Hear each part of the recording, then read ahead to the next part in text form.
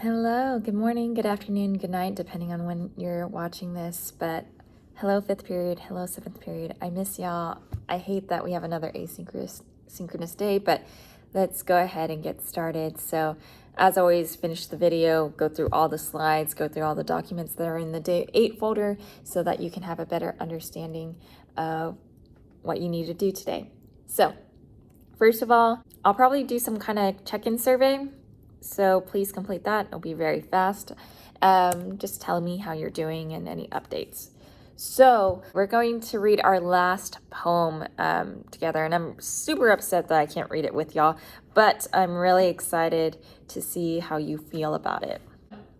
We have read inaugural poems from JFK's and Obama's inaugurations. So we read Robert Frost, Richard Blanco. We also read another poem, a counter poem, Langston Hughes. So now we're going to introduce our fourth poem. And this is another inaugural poem. It's actually the most recent inaugural poem. It is by Amanda Gorman.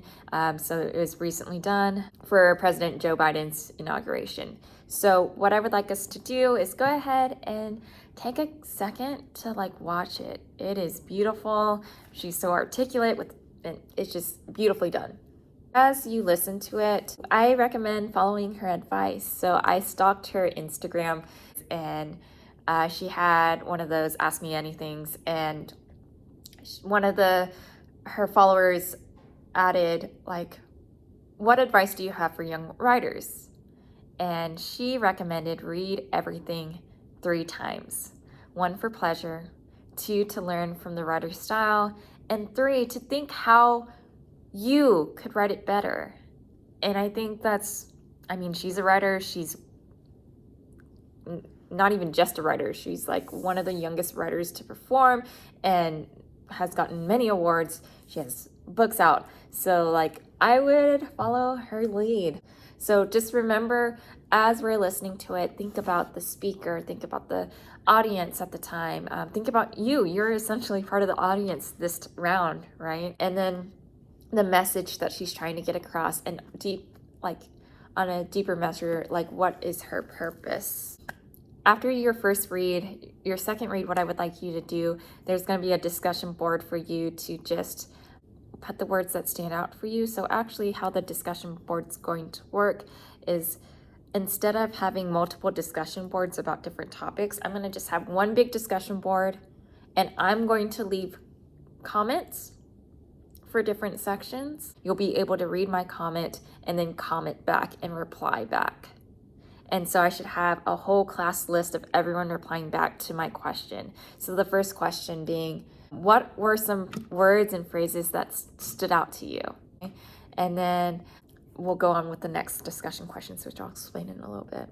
And so there's a scavenger hunt. And since we're asynchronous today, you don't necessarily have to do the scavenger hunt in the document. You can, it's good for safekeeping, having all your writing in one place.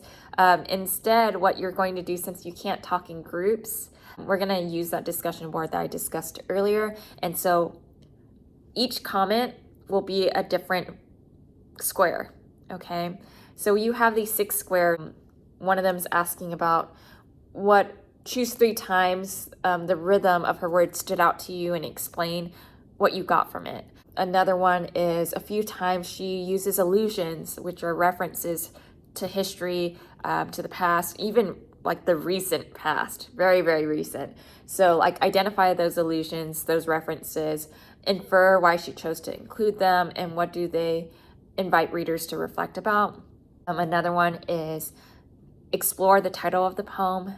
Beyond the feature of a landscape, why do you think she chose this metaphor of a hill? Where does it appear in the poem? Discuss it. And then, what emotions did you feel? What was your mood as you read it? Why? Choose specific lines.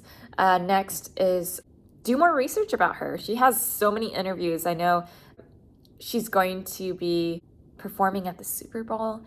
She just recently did interviews with Ellen and Trevor Noah, so feel free to explore. And then lastly, about tone. Analyze her word choice and how would you characterize the tone of this poem, and choose a tone word and talk about the quotes that led you to that realization.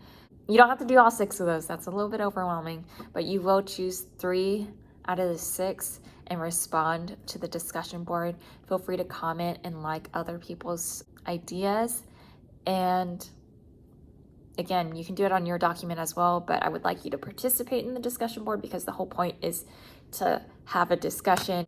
The one last thing I would like you to do, and this can take you a little bit longer, I want you to focus on Amanda Gorman's poem, but before next class, think about all the poems that you have read and which poems did you resonate with the most?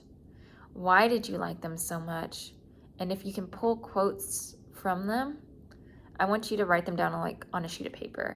And if you have any questions or concerns, you're welcome to email me. I miss y'all so much, but you know, we gotta do what we gotta do. If you're failing anything or missing anything or making up last semester, please, please, please get on it. Send me an email. You're loved, you're awesome, you're amazing. I miss y'all. And have a great day. Got this. Bye.